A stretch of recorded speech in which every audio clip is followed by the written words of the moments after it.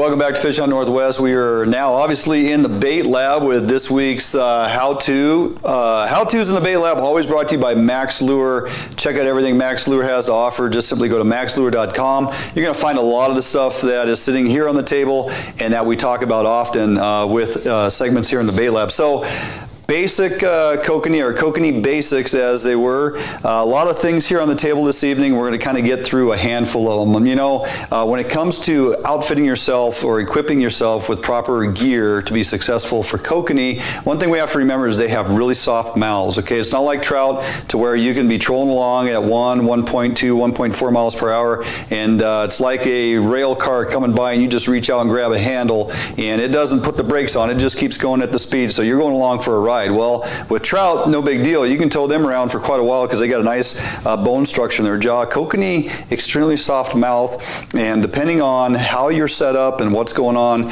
you can not only hook them up, but you can rip it right out of their mouth instantly if you're not set for success. So one thing we definitely want to do is key in on utilizing kokanee rods for kokanee fishing. The parabolic bend in these soft rods is what allows you to hook up and play a kokanee to the boat, into the net, be successful in your catch because of how much forgiveness these rods have, the soft tips. And generally on the you know, good kokanee rod is going to be from about the first eye to the tip is going to have a lot of parabolic bend, a lot of forgiveness in the rod. You're going to have a little bit of stiffness at this lower section from the first eye down to the reel seat is where you get the backbone on the rod to you know, actually on your bigger fish, move them around to where you want them to go. So, do I have to break the bank to find a good kokanee rod? Not necessarily.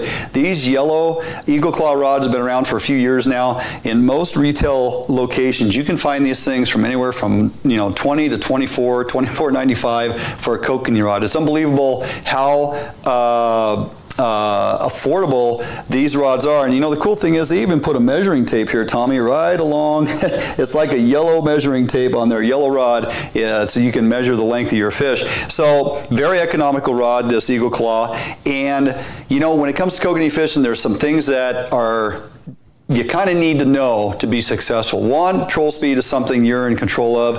Depth that you're fishing, you know, good electronics to give you speed and depth, marking fish, sonar, mapping to follow contour lines, understand the layout of your lake, and all those things are important, but also not only just depth of presentation, but your setback, okay? You just don't want to kind of willy-nilly just let a bunch of line out, drop it in the rod holder and call it good.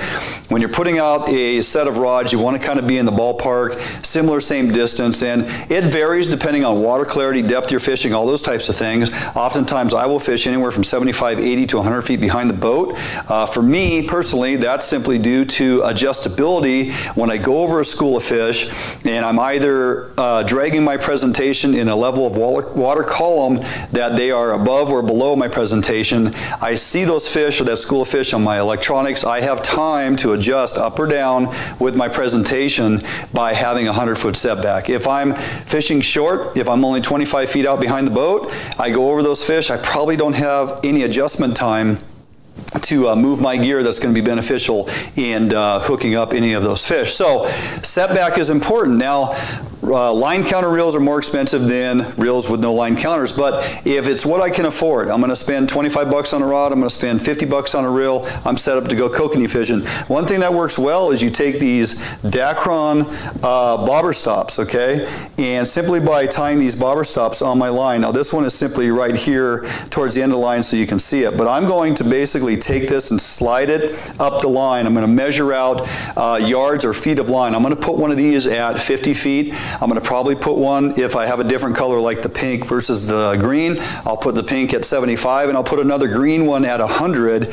Thereby, as I let the line off of my reel, I will know as I let the line out that I am at 75 or 50, 75, and 100 feet on my setback. And if this is my rig that I'm running on multiple rods, just same exact setup, I will put those flags on every rod so that my distance is similar, same, or equal on every presentation I'm putting in the water. So you don't have to break the bank on that. by buying the high dollar end reels with line counters, you can put markers on your line to get that done. Another great choice is this Lamiglass 8-foot.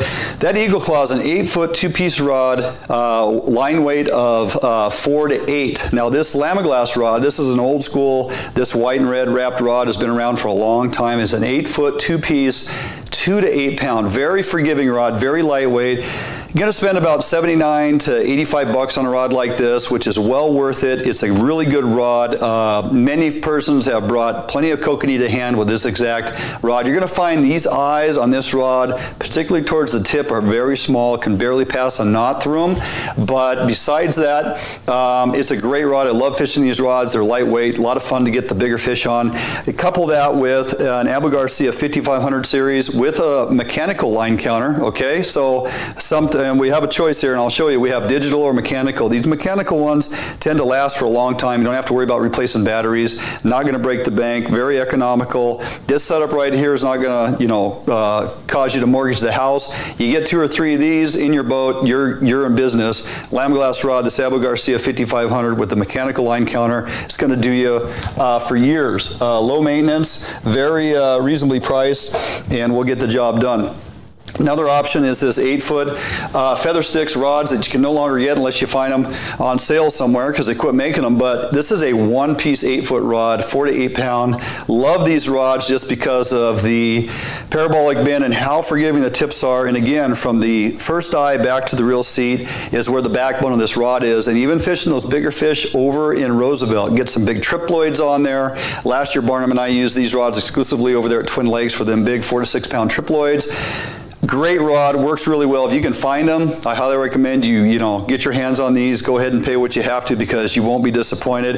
This has that Daiwa AccuDepth reel with a digital line counter. Now the only thing about digital line counters is you may have to replace the battery at times, and for these specifically you got to send them into a factory or a factory location to have them change your batteries out. But I can tell you, I've had these reels for 5 or 6 years, have yet to put batteries in. Pretty sure a number of you guys are going to say, well, get ready because it's coming this season, you're going to have to replace the batteries. But a nice low profile setup, very light, run 10-pound mono on these all day long, does a great job, even for bigger fish. You can fish in Brewster. When you're over there fishing sockeye for Brewster, land Chinook on these rods, no problem. Just got to know how to play a fish. Have landed many 15-pound Chinook on these kokanee rods when you're over there in the Brewster pool. So just some options, whether you go with line counters or not, however much you want to spend on a rod. It can be anywhere from, again, 24 bucks all the way up through 100, 125, 150 bucks, depending if you're talking graphite handles, cork handles, that type of thing. Plenty of retail outlets have a variety to choose from. Don't use your trout rods. Spend a little money, get a kokanee rod, your success rate's going to go up extensively. Now, let's talk about presentation. I got my rod and reel, and I have a whole bunch of options here. And we're going to get into bait and scent and all that in a little bit. But, I got a number of lures here that I've tied. Last week we talked about or 2 weeks ago, I guess, we talked about a number of options that Max Lure has. The Wiggle Hoochies are very popular. They come in a variety of colors. They're fluorescent and or UV. Got a UV bill on them. They work fantastic. Typically on these types of lures, these bigger lures, this is, a Wiggle Hoochie. It comes with a 3-foot leader, but I will cut that back to no more than 20 to 24 inches. Now, I'm running that with a bigger Dodger presentation. It's a bigger lure. It's got a lot of action on it. Because it imparts so much action on its own with this bill, I'm going to run that further away from my Dodger. Okay, remember, the less action the lure itself imparts on itself, the closer you need to run it to your Dodger, because the Dodger is providing the action. These Wiggle Hoochies move around a bunch on their own, so I can put them behind the Dodger quite a bit further, upwards of 2 feet. I don't run them out 3 feet.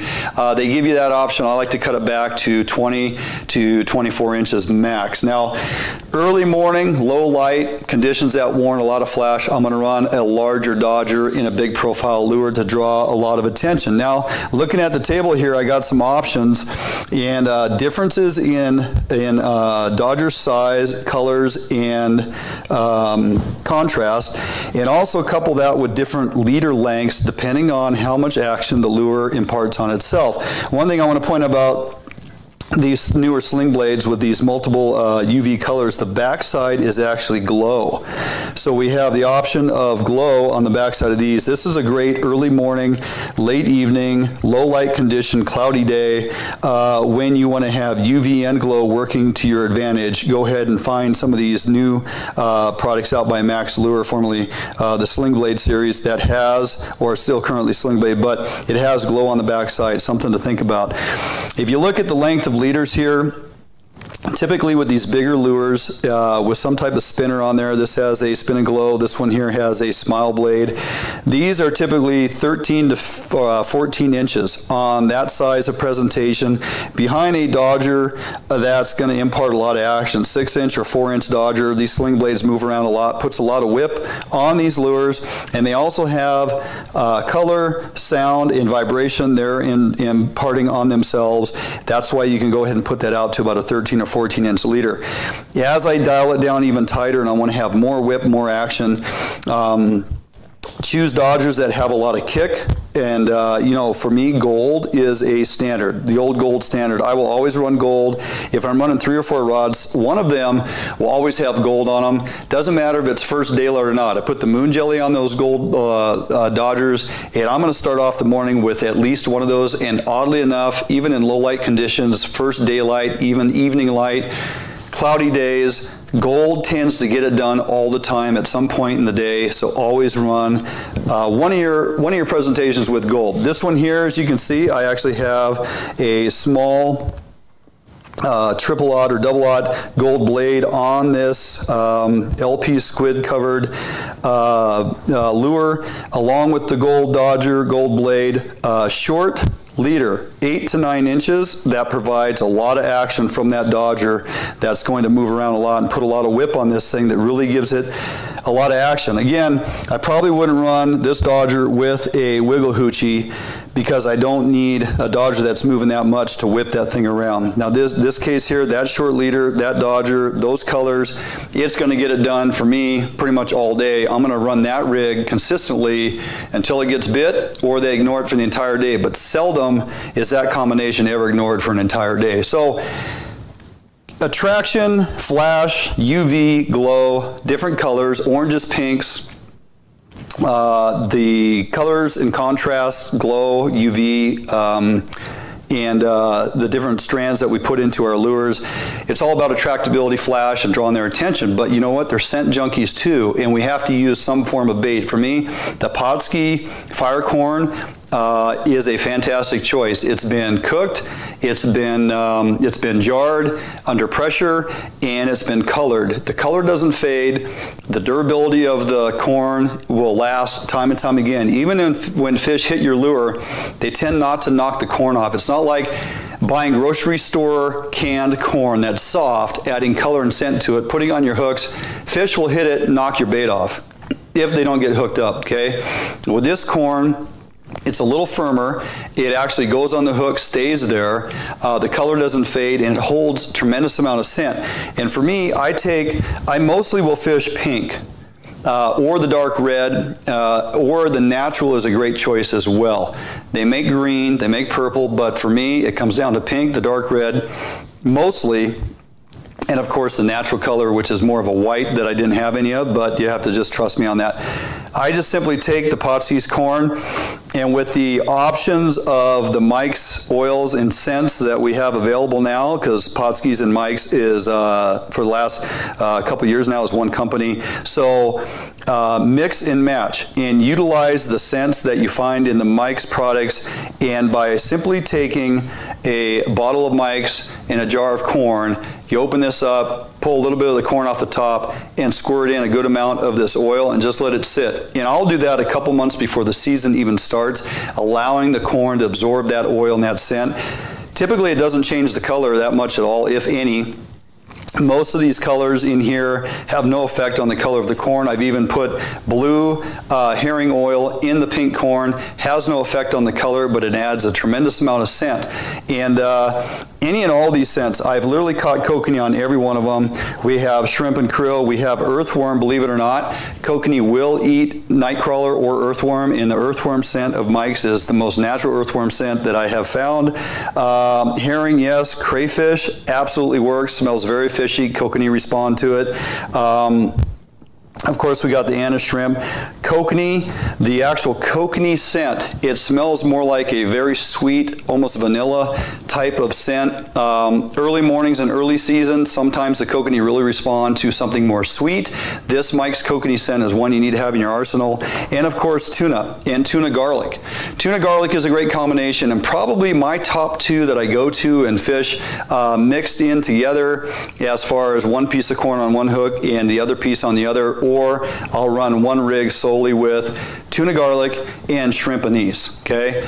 Tuna garlic on one rod, shrimp anise on the other, and or a piece of corn out of each jar, one on one hook, one on the other. And what do I mean by that?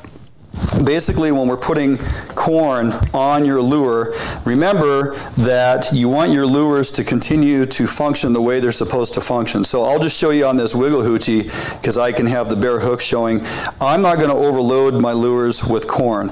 I simply take it, I'll put on one piece on the top hook, and we're going to grab another piece of oil-coated corn, and I'm going to put that on the second hook. And that's it. Slide your lure down, whatever presentation you may be using, and drag that through the water. We have scent, we have color.